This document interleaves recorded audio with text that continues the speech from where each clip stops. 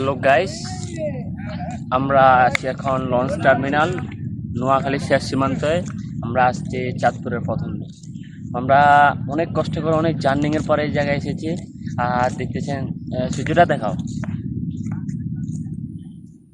এই জায়গার অনেক ভিউ। আপনারা চাইলে কাপল আপনারা আমাদের ভাবিকে নিয়ে আসতে পারেন, সমস্যা নাই। আমার অনেক ভাই ব্রাদার আসছে, তারা পিছনে। আর বিশেষ করে এইসব এলাকার মানুষগুলো অনেক সহজ সরল।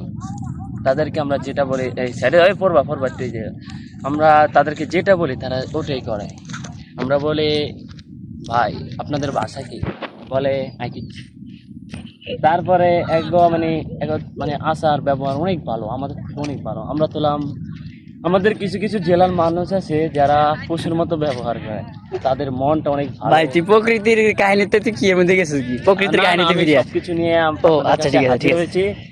মূলত আমি এই জায়গায় এসেছি আপনাদেরকে প্রকৃতির ভিউ দেখাতে।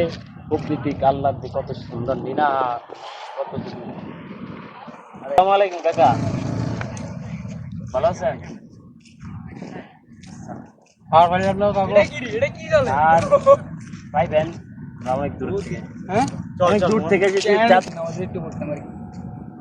যাইতে যাইতে দেরি হয়ে যাবে তো মসজিদ তো কেন এলেন আমার যাবো আর কাজ আছে তার কাছে আর কি আমরা তো চিনি না আছে আচ্ছা